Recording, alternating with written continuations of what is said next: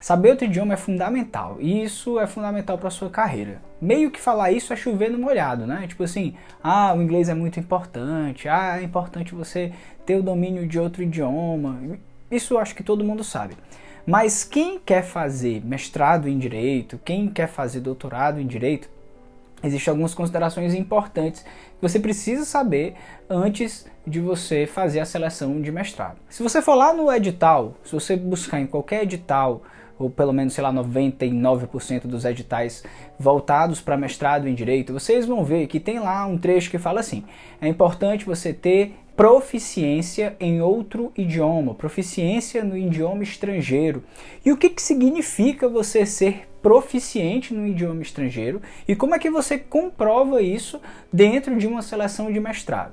E aí vamos lá, eu vou responder isso e eu vou também fazer algumas sugestões ao final desse vídeo sobre como que você pode fazer caso você não tenha o conhecimento de inglês ou conhecimento de alguma outra língua que você domine. Também vou conversar sobre quais são os idiomas que contam, quais idiomas não contam nos processos de seleção e por aí vai. Então vamos lá. A primeira coisa que eu queria conversar é o seguinte: para você entender qual a importância do idioma, qual a importância de um outro idioma para o mestrado, é importante você entender como que o mestrado funciona de maneira geral. Como é que funciona? Você vai entrar lá no mestrado, no programa de pós-graduação que você tem aí do seu interesse, e você vai fazer algumas disciplinas. Durante a execução dessas disciplinas, você vai ter que ler alguns textos. E a depender das disciplinas, pode ser que os textos que você tenha que ler sejam textos em outros idiomas. E esses textos, muitas vezes, não é incomum. Pelo contrário, é bastante comum que tenha textos em inglês para você ler, textos em espanhol para você ler. Então, ter o conhecimento de outro idioma é realmente muito importante para que você possa fazer um mestrado melhor. Não que, se você não tiver esse conhecimento, seu mestrado vai ser ruim necessariamente. Mas o fato é que você vai ler menos textos, você vai ter menos textos para ler, você vai ter uma variedade de trabalhos menor. Para vocês terem uma ideia, durante o meu mestrado foram muitos os textos que eu li em inglês, textos, livros, e muitos deles eu trouxe e trabalhei na minha dissertação. E a depender do tema que você vai trabalhar, às vezes você vai encontrar muito mais texto em inglês ou em algum outro idioma do que necessariamente em português. Então, para você fazer um bom mestrado independente, é importante que você tenha um outro idioma. Mas a pergunta é, será que dá para passar no mestrado? Será que dá para comprovar essa proficiência em outro idioma sem ter feito um curso de inglês ou tendo aquele inglês que a gente costuma ter por assistir filme, série e tal? E aí vamos lá. O que você tem que entender é o conceito de proficiência em um idioma. Quando se fala lá em ser proficiente, muitas vezes o que está se dizendo é que você precisa saber ler em outro idioma. E saber ler é diferente de você se comunicar de maneira geral. A comunicação envolve você falar, envolve você ouvir, envolve você entender textos. Então é importante que você entenda que quando a gente vê lá no edital de mestrado que diz que você precisa ter proficiência, o que ele está dizendo é que você pelo menos, na maioria dos casos, saiba ler em outro idioma. E a pergunta que fica é, qualquer idioma serve? Por exemplo, espanhol. Eu sei ler em espanhol, eu desenrolo ali no espanhol. Isso é suficiente para eu provar minha proficiência em outro idioma? Aí vai depender muito do programa de pesquisa em que você quer entrar. Porque isso vai variar de acordo com o programa de pesquisa. Cada programa de pesquisa tem lá os seus requisitos. E eu percebo que muitos programas de pesquisa não consideram o espanhol como um outro idioma que você precisa comprovar para demonstrar essa proficiência. Em outras palavras, o que é que eu estou dizendo é o seguinte, olha, o espanhol em muitos casos não vai servir. Você ler em espanhol é meio que qualquer brasileiro consegue ler em espanhol ali, por mais que tenha erros, por mais que tenha dificuldades, mas de maneira geral o espanhol não é tão difícil para a gente ler. Então quando o edital fala lá em proficiência em outro idioma, a probabilidade é que ele esteja falando de outro idioma. E aí eu peguei alguns editais e o que é mais comum é a gente encontrar a necessidade de você demonstrar proficiência em inglês, em italiano, em alemão, em francês. E aí esses são os idiomas aí de maneira geral que costumam aparecer mais quando a gente fala das seleções de mestrado que pedem esse tipo de requisito. E aí vamos lá, a segunda pergunta. Então você vai precisar necessariamente dominar um outro idioma? Não, basta você ter ali uma leitura que você consiga entender um texto que seja no outro idioma. E aí, uma outra coisa importante, tá? Dependendo do programa de pesquisa que você vai participar, por exemplo, no meu caso, eu entrei no programa de pesquisa de Direito da Universidade de Brasília. Eu tive várias apresentações, vários professores que vieram de fora e fizeram aulas em inglês. Então, na prática, pode ser que ali, durante o seu mestrado, você tenha a necessidade de ter uma compreensão, pelo menos de ouvir um inglês que seja ali importante para você. Mas repito, vai depender também muito daquilo que você está pesquisando. Se você está pesquisando sobre o Brasil, se você está pesquisando sobre algo muito regional, aí obviamente que a tendência disso diminui. E aí vamos lá. Outra pergunta que eu separei aqui é o seguinte. Beleza, eu preciso saber ler em outro idioma.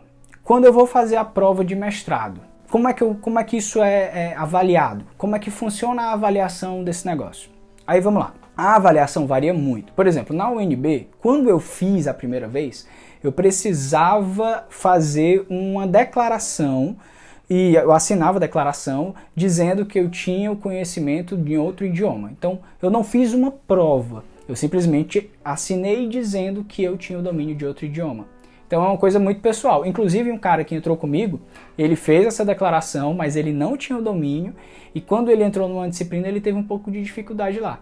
Mas ele não foi botado para fora, não teve nenhum problema para ele objetivo em relação a isso. Então você pode ter provas que simplesmente pedem para você indicar. Hoje, por exemplo, na UNB, basta você colocar lá no seu Lattes que você sabe ler outro idioma e tal, e aí isso já é suficiente. E se você não sabe o que é Lattes, eu vou depois preparar um outro vídeo, mas basicamente é como se fosse um currículo digital de pesquisadores no Brasil.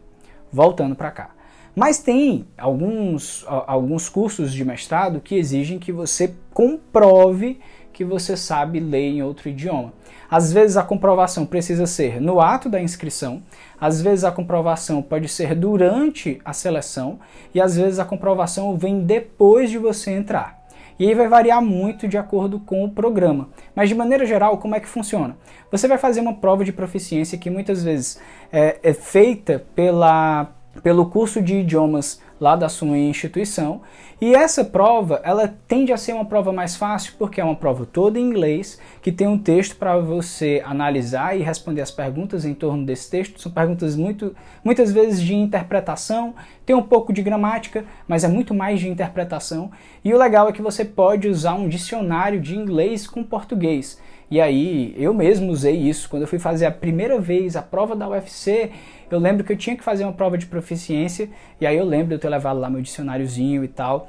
Então, tende a ser uma prova da qual não é muito difícil. Mas hoje a tendência que eu observo é que os programas de mestrado não exijam mais esse documento, essa prova.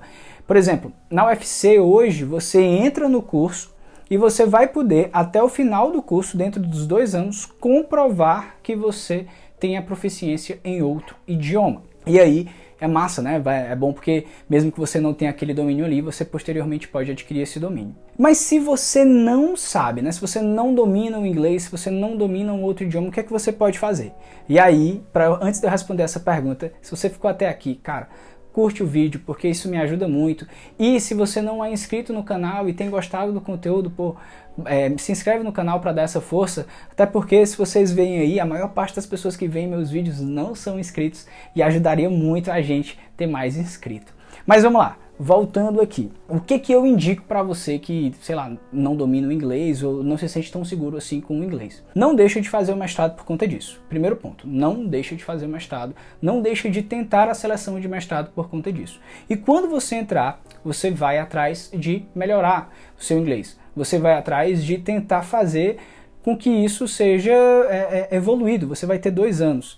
E uma coisa que é legal, por exemplo, se você entra em instituições públicas, como as universidades federais, muitas delas têm programas que tendem a ser bem mais em conta, às vezes até de graça, que possibilitam que você faça cursos, um curso completo, por exemplo, de inglês, de francês, ou pagando muito pouco, ou pagando nada.